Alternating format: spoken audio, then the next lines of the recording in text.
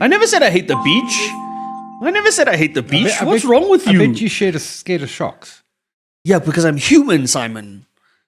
Sharks don't eat people, unless you're Australian. I watched Finding Nemo. I'm not going to take my cue from that guy.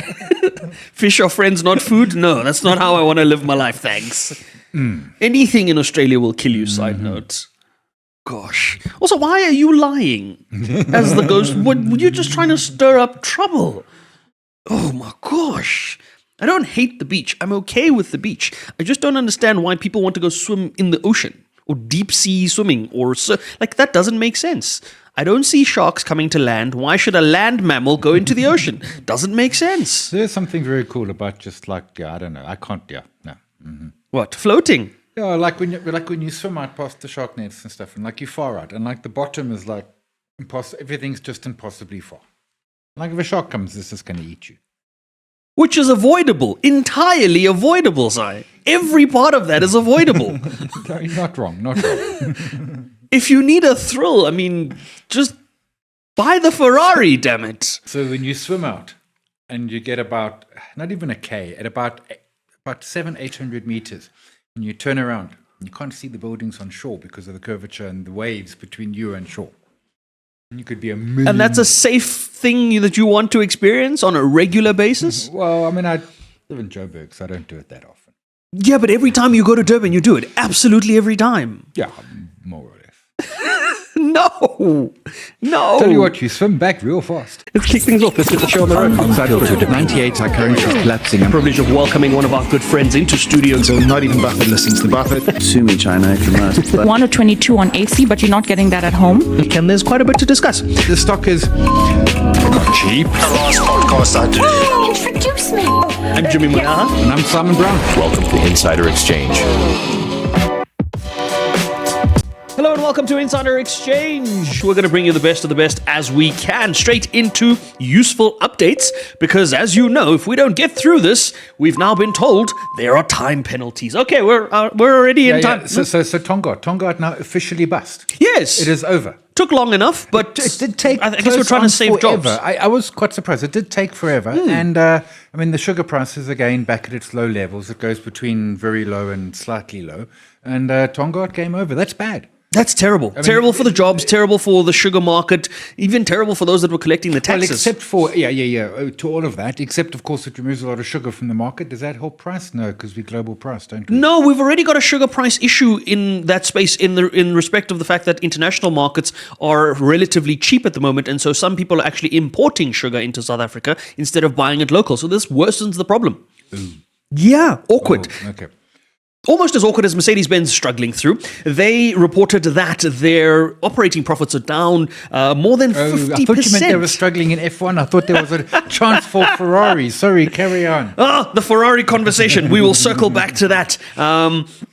Yes, Mercedes-Benz as a business struggling from an operating perspective. They're saying that they're seeing a slowdown in the Chinese market and they're seeing slowdowns in demands in other areas. It's not that. It's really because you charge so much for your Mercedes. How do you expect someone in South Africa to pay almost 10,000 Rand a month for an A-class? Yep. No, I got that. Yes. See?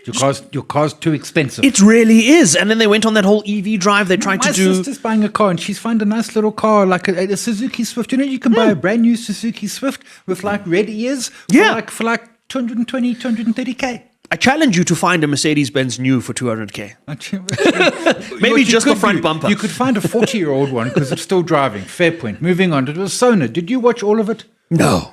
Really? No. And it's not because I'm not patriotic. It's because... It went on a bit. Yeah, and some of the things we've heard, right? Some of the things are not new. We've heard all of it. So I had quit just after 8 because I assumed it would be an hour. I didn't realize it was almost 2 hours. I liked how he started it. The Women's March 75 years ago, Strike a Woman, Strike a Rock. Really, really liked that. I got to say, I think army, anywhere outside of army bases and war zones is a terrible idea. And otherwise, like Mr. Delivery, you need to deliver. Yeah. Well... Can't do Mr. Delivery things if you're in the not DA. Delivering. In the DA, it's a different It story. was quite fun to see John Steenhuisen sitting in the front and loudly applauding at certain points when he talked about the agricultural places. And then our electricity minister, who apparently didn't realize that we were going to get a proper separation of Eskom, not a play separation. Absolutely. I mean, somehow we thought, actually, we can go back on that. And I actually looked at that and thought, that doesn't make any sense. No. How do you want to separate Eskom, keep all of the good parts, get rid of the bad parts, still hike electricity, and then still have South African consumers pay for it? Ridiculous. Hence the NERSA update as well. Moving swiftly along, China's decided to open up Africa. This is nice. This is something that I suppose they're very happy to do in terms of fighting the United States. We know that China, United States, they've been jostling for position in the global scheme of things forever.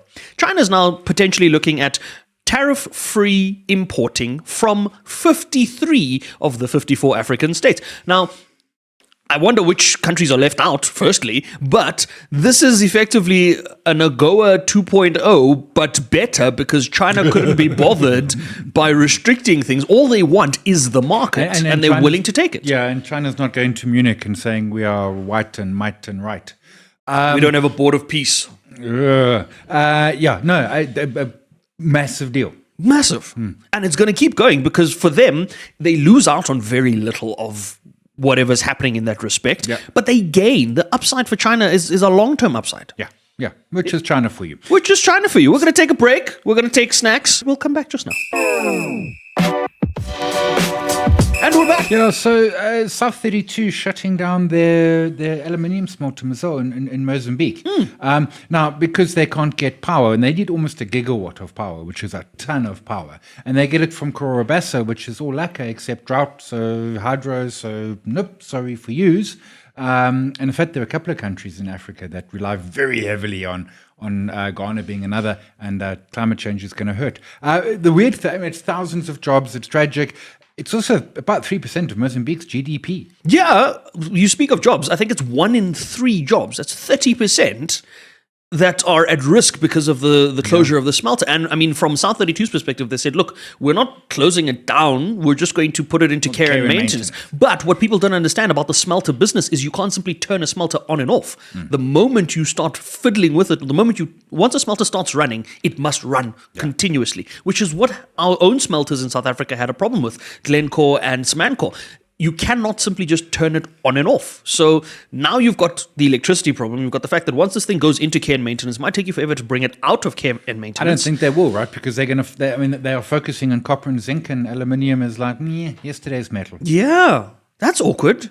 Shame, that's so sad. Seedance 2.0, effectively owned by ByteDance, same company that gave us TikTok, right? Seedance is in the AI space. They create remarkably realistic AI videos and content, and I mean, there was a. We'll share it on our socials, but there was a cat. And I know you have a particular love for cats, Si. There's a cat named John Whisk. Not John Wick, it's John Whisk, and it's an entire AI-generated video of the story of John Wick, but as a cat. It's the best thing you'll see. So this entire app is just AI-generated video? That's it. So like Sora, but I'm looking at it like, I mean... But this is all just AI generated. Yes, and the level of advancement that you're getting out of this. Toast. This is the thing, right? So this is where AI is headed, and the future of AI is. We'll get into that and make it make sense. Tune in for that because we've got something special for that. Oh, but it costs $41 a month if I pay for a year. Who said AI was going to be cheap? Someone needs to recover the Nvidia spend, and it only gives me 720 HD and 37. Yeah. But Seedance seems to be taking over. Okay, so they make the video. Gotcha. Okay. Yeah, so think about Hollywood. So $2,000 a year, I get the max. That gives me 4K quality, unlimited video, premium audio. So for $2,000 a year dollars, I am basically Hollywood. Basically, no more CGI for you.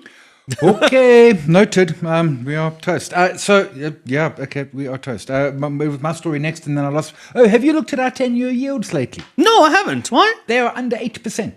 They are at decade lows. I'm going to zoom that chart out to further. So back when we had the small little liberation problem last year, it banged to 11. It was 11 in April of 24. It got to 11 when we got the grey listing. It actually got to 13 when we had the pandemic. And then it hit 11, so last year, April. And then it's just been one-way traffic like I've never seen in a bond chart before. And now it's sub 8. Which really saves our minister a bomb as cancel all our bonds and reissue quick. And we've got 9 seconds. We have one update to get through, and it is the fact that a Banque Pictet, Swiss bank, coming to South Africa, opening a branch in South Africa. I don't know. That's all I've got. We are diving into all things AI. Different companies around the world have decided that they're going to use artificial intelligence for different things, including a karaoke company. No, you're not wrong. So the company's name is Algorithm Holdings. Code is RIME, R-I-M-E. They are essentially a karaoke company, make no mistake. And they were trading, they're a penny stock, right? They were trading 80 cents and now suddenly they're trading at $3.50 because they launched something called Semicab, which is apparently going to completely disrupt and disintermediate and every other word the entire logistics supply chain, from trucks to boats to aeroplanes to dock workers. Seeing as how it only takes 2 things to create a mega sensation in AI, Sai, I think you and I should do it. We are disrupting, there's the first one, the podcast space with AI. Apparently, all you have to do is add the word disrupting and AI and pick a niche, and then... Because really, I don't know what this company has, but they don't really have necessarily... this is a multi-trillion-dollar a year industry, logistics. Much of it... I know some truckers, they've got cell phones and stuff, but there's like a lot of paperwork. If you want to find a fax in this country, go to a logistics company. They will have a fax They'll have a fax machine. Type of thing. And then some company, which no one's ever heard of, apparently has this little thing that no one actually verifies. And suddenly it is, boom, it's all done and things are sorted. And he has an industry that's on its knees and 100 billion or whatever gets wiped out. Apparently the stock has collapsed 30% overnight. After the Friday close. But, the idea that you'll be able to handle 400% more freight volume using this app, it sounds great on a PowerPoint, but in the real actual world, is AI going to disrupt many industries? Yes. On Friday? No. AI is disrupting Palantir. Apparently, Palantir was hacked by an AI agent to gain super user access. Now, Palantir, for those who don't know, is probably one of the most carefully guarded companies in the United States, given that it handles all of the data for companies like Lockheed Martin and potentially even the Pentagon. I wouldn't be surprised if they've got involvements there. Yeah, they've got contracts there too. Yeah, for them to be hacked and to be hacked by an AI agent, allegedly, folks, we are not the ones that sent the agent, nor do we know who did, allegedly. It just goes to show you the extent to which artificial intelligence is being used. The karaoke business is but one example. We spoke about Seedance in our useful updates and what you're able to then do with that software. Really, if you're in this AI space, it's for you to figure out what it is you can automate or use AI for and just do it and get it done. Surely it doesn't cost you as much as it would have if you had to do it manually. I'm just thinking about anything. Hey, to be clear, it's costing the likes of Anthropic and OpenAI. Yeah. Not us as end users. Not us as end users. Yeah. But it is. And the whole idea is that you can go to Claude Code, and that's why all the SaaS stocks, software as a service stocks, are Adobe and stuff are getting absolutely killed. And there is a world. So I was an Adobe Photoshop subscriber for years, $20 a month. I used to use Photoshop many moons ago. I used to use that one little corner of it, like the other 99%. I have no idea. Anyway, it was $20 a month, and I'm like, So then I download GIMP, which is an open source software, but I don't like the interface. So I go to Claude and I pay Claude $20 a month, and I say to Claude, "Can you make a Photoshop interface for this GIMP thing?" Boom, done. Done. But now, is that disintermediating Adobe? No. Is it making Adobe dead? No. I mean, are corporates canceling en masse their SaaS contracts?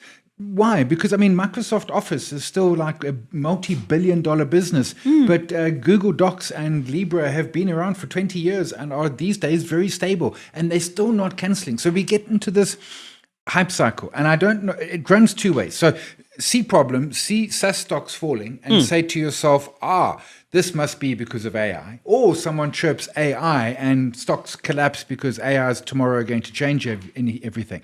I mean, will there be some SaaS companies that start up that are pure AI, coded? Sure. But I'm not convinced that all of this craziness and collapsing is not just the market being crazy. So the interesting thing, ascribing a tail to a... Yeah, so what I find interesting about this is I spoke to an actuary the other day, and he was talking about AI within the banking environment that he works in. And he says he doesn't believe in artificial intelligence because for as much as it can draft and create a discounted cash flow model for you, it can't make decisions for the business. And it shouldn't make decisions because the moment you figure out what the decision matrix structure looks like for an AI tool, it's easier to hack and manipulate. You can easily say to an AI engine, a ChatGPT, a Claude or whatever, hey, view this in this light or whatever. You can be instructional in how it prompts and that's it, and that affects directly the outcome it generates. And so his point was to say, in as much as it can streamline my work processes and my workflows, it does not make the decisions, and it should never make the decision. So I think we're going to get to a point where you can use AI for certain functions within a work environment, a corporate environment, but I don't think ultimate decision making would be left to artificial intelligence at this point in life. I agreed with you 100%. I mean, aside from things like quick code injections, which can make stuff go horribly, horribly wrong, I mean, AI can make more errors in one evening than I've made in a lifetime. And I got a lot of them. I mean, I'm like quite the pro at that.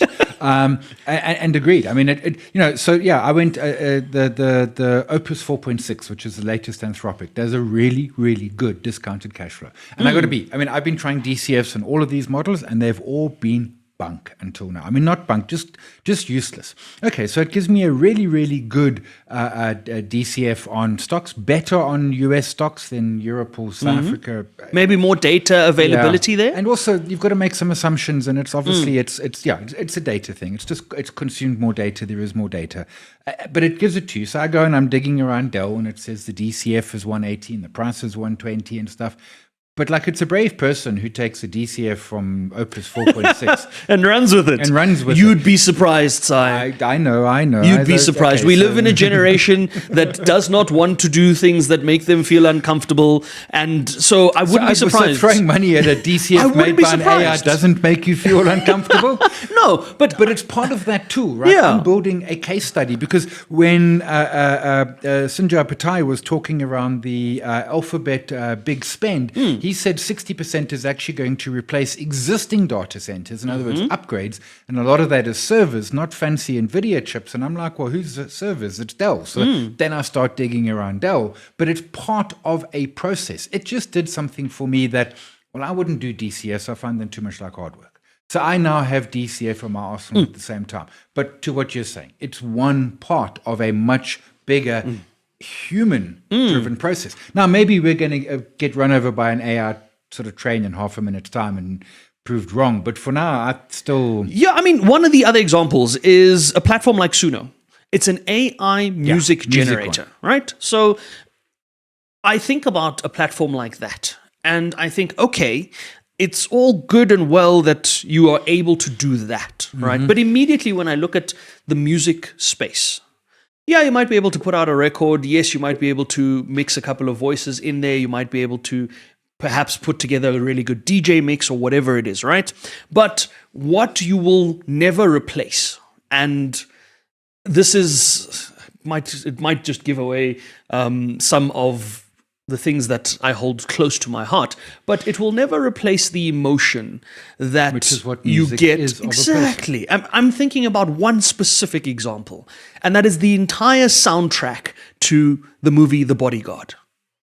Years after that movie has been released, almost decades after that movie has been released, there will never be another Whitney Houston, another The Bodyguard, and a showcase of who she was like that. You can't recreate that with AI. You can try, by all means. You can try recreate a John Whisk, as we spoke about with the cat and the Seedance platform, but you're not going to create the emotion that someone like a Keanu Reeves installs in a role because of how much time he spent researching the role, right? So nothing against platforms like Suno, but I don't think that AI will replace absolutely everything that we do in the world. Yeah, I agree 100%. I mean, look, I think it could, but then the question is, do we not just live in a soulless world? What is the point of music and movies and books and et cetera, because of the inherent human nature of it? And the errors that come with it and stuff. And to be clear, maybe we're talking our own book here because we're worried about, our producer getting a virtual Simon and Jimmy, Well, you can try, but they won't know the things that we know. So remember, AI relies on having the ability to learn from a base point. It will only ever learn of Simon's colorful youth from Simon. It can't go back in time and rediscover your memories unless they get to that point where they plug you into a machine. But then it's still learning from you. But you're making an excellent point there. And I've said this many times before. Like, I got my first digital camera in December of 2000. I was early to the party. But I was also at that point 30 years old. There was 30 years of my life which was not documented. There we go. And maybe that is what does separate us, is our history, and the fact that our history only really exists in two places. One is our head, and one is kind of sort of folklore. What we've documented, what we've passed down in stories and things. Yeah, okay, so absolutely. But in the event that we do find ourselves in an era where the machines do take over and we find ourselves in a Terminator-like simulation, I would just like to put it out there to the AIs of the world. Simon and Jimmy were on your side. We are the good guys. Don't kill us. But yeah, I think from a world of AI perspective, I think from a business perspective as well, with the companies that what we're seeing companies do in the AI space. Yeah. It's no longer a race to which company can develop the best AI. It's which company could potentially streamline their processes the best or enhance their businesses the best through the use of AI. Yes, and this 100% feeds into what I think is going to pop the AI bubble, which is one day when a non-tech company like PepsiCo stands up and says, yeah, we're taking AI out because we haven't seen a return on investment. Now, I don't know if they are or aren't, but right now we're assuming, because everyone's spending on it and talking about it. And trying to figure it out. Yeah, and we assume that there's going to be an ROI. And if there isn't, well, then now what? But especially if it's a big company, right? So Yeah. depending on which company, that might be kind of the pin that literally pops the bubble in the AI race, depending on the size of the company, why the company's been involved, especially if it's a company that has historically been known to be pro-AI, to suddenly come out and say, you know what, we're going to stop our spend effectively. This doesn't work for this us. calendar. And at some point you have to, right? At some point, from a business perspective, you can't burn through cash for the sake of wanting to stay ahead of a race that you don't know where is going. Correct. Exactly. It needs to be, so at the moment, business leaders need to be seen to be doing AI. They need to be talking the talk. They need to be seen to be part of that process, because if you're not, then everyone's like, well, you're going to get dust. But at some point, if you're spending, vast amount of money, well, then it's a case of your good business leader says we're cutting back on it if you're spending the money. So we're in the spend moment, and that's Yes. cool. Right now you and spend. we're loving it. Companies are loving it. You spend. We're sitting But there enjoying all of it. At some yeah. point we move away from that, and we need to now see the actual, it happening. There are some uses there's some places where I suppose AI would take a greater role. I mean, if you're looking to aggregate information, for example, in a legal profession, looking to aggregate past cases that date back to however long ago, and you don't have the time, that could be a very useful tool in that respect. Yes. That is what AI is very good at, being able to aggregate large amounts of data sets and bring them to you in a limited amount of time, which is also why the discounted cash flow method works, because it looks at previous financials and aggregates all of the numbers and then gives you an outcome, right? So there are areas where I suppose you might find more use for it, but I don't know from a future of AI perspective and a world of AI, whether or not we live in a world, or we will ever live in a world, where there will be no need for humans, if that makes sense. Well, I hope not. You're a human. You kind of like being here. I mean, to be perfectly frank, it's like with the whole global warming, and it's like, the Earth is toast. No, the Earth is doing totally fine. It's us who are toast. I mean, the Earth does not need us. It doesn't. That's a very valid point. we need the Earth. So maybe this is all actually just the Earth coming at us. I don't know. But yeah, to be clear, the Earth don't need us. Well, we'll see how the world of AI continues to unfold and where it is we see it going. But I think for now, that's the deep dive. And we're trying to make sense of things that seemingly do not make sense. We're going to start this Make It Make Sense with something that Simon holds very dear to his heart, and that is his coffee, because we've just seen a clip that I, for one, am enraged on his behalf, but he's been containing this within himself for the entire episode that we've been recording. So, Simon Brown is going to finally share his thoughts on a clip we've seen. For context, folks, the clip is of a gentleman holding a rotisserie chicken and drinking a cappuccino out of said rotisserie chicken. Sai, can I buy you a Woolies chicken? You missed the point, which is not out of a cup. There are some things, like I love bananas, I love curry, but you don't have banana and curry. That is like white people stuff, and you don't do that shit. I love myself a chicken, and you know what? I don't eat enough of it because I a bit of KFC from Tuesdays, but the whole thing. Like chicken, roast chicken, rotisserie chicken from Woolies with fresh bread rolls and stuff. That is the food of God. That's great, yeah. Cappuccino, the drink of gods. Together, hell. Just simple hell. No, some things are lovely and they're not to be mixed. That is what matters. Just saying, don't do it. Some things don't do. Like really, really. Like I mean, just thinking about that video makes me feel ill. There are very few things, folks, in life that upset Simon Brown as much as committing such crimes. Please do not do it. Yeah. You're going to order your mutton bunny mild next. I mean, no. Okay, cappuccino does not belong inside a rotisserie chicken. We've made sense of that. That's very clear. There's no grey area there. There's a hard boundary. There's a hard stop, and that's it. And if you're ever sure of it, message me. I can tell you the boundaries. They're not hard.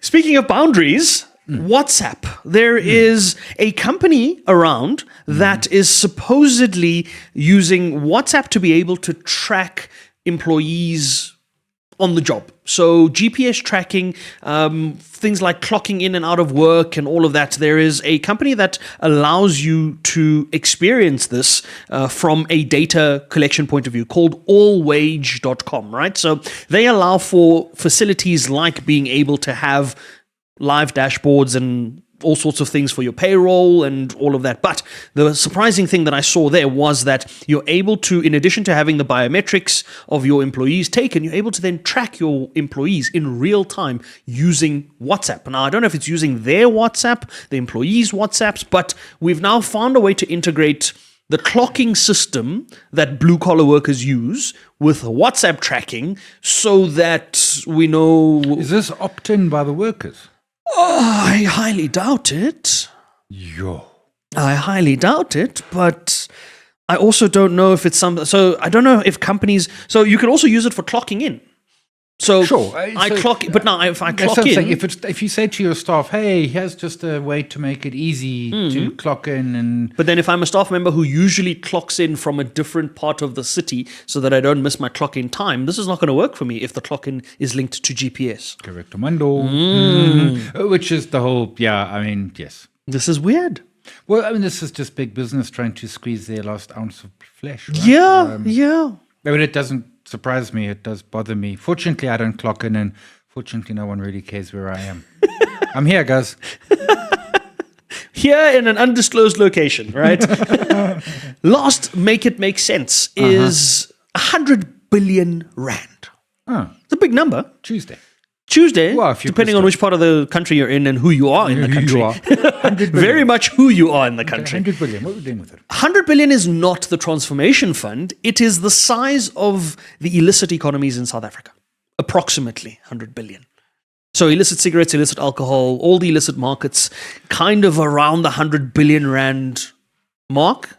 Now, that obviously has tax implications, that has all sorts of unintended consequences, but really it seems like a thriving market, if you ask me. It does, but it also seems a little small. I mean, if our Yeah. GDP is around Yeah, potentially. $400 billion, Yeah, so 100 billion could potentially be, let me just check. It could potentially be the amount that is lost from a revenue collection perspective. But it is it is 100 billion a year is the government revenue that they're losing out okay, so the from the economy illicit is way economy. bigger. Okay, that makes more sense. Yes, so we're losing out in And let's put that Revenues. in perspective. And forever, we're going to have this as our perspective, right?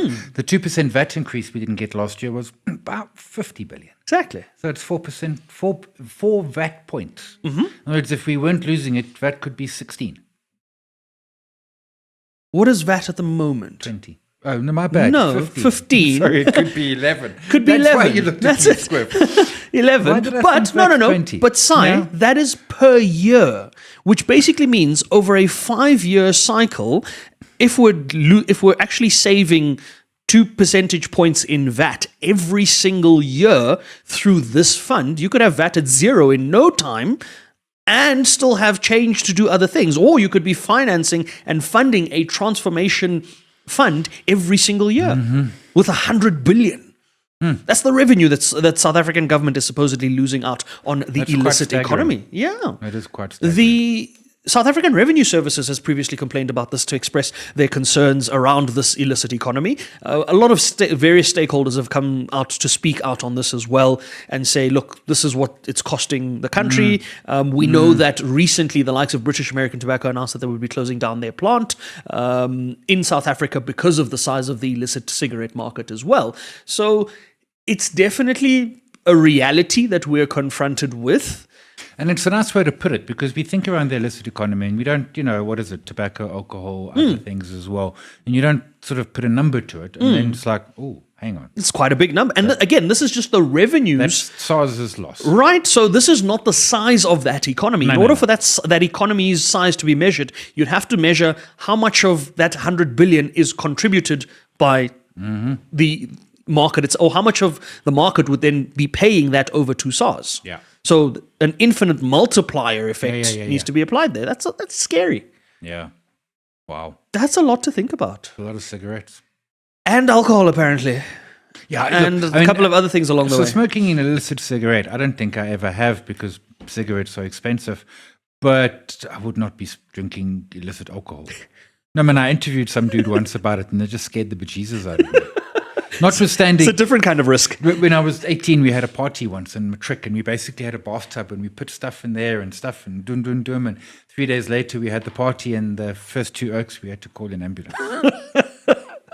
These folks are the years of Simon Brown that are not documented. Correct, Armando. So you'll only ever hear of them on Insider Exchange. On that note, that's the show for today, folks. Before we go, we have to leave you with an unfiltered opinion because it would be criminal of us not to. This week's unfiltered opinion of the week is, are gym memberships getting ridiculous? Now, No context, just yes. and here's the context behind it, Si, is that if you look at the membership prices and the membership fees, right? So they've gotten a little out of hand, right? I remember looking at a membership for the gym, and to have access to one gym would be more than 1,500 or 1,600 or something odd rand a month. Except if you've got Discovery Vitality, which then brings that fee down to 300 or 400 rand. Vitality? That's another 400 rand there. But still, technically, you are still saving in that respect. But the point on that is then that if you can afford to do that, whether the Discovery relationship is subsidizing the rest of that balance or not, right? If you can sit there as a service provider of a gym facility and afford to charge that much money, is there really value that you're adding to customers' lives? Because that is still not the most expensive of the packages, right? So there are premium memberships where you get extra special types of gyms, right? This gym gives you warm towels and apples.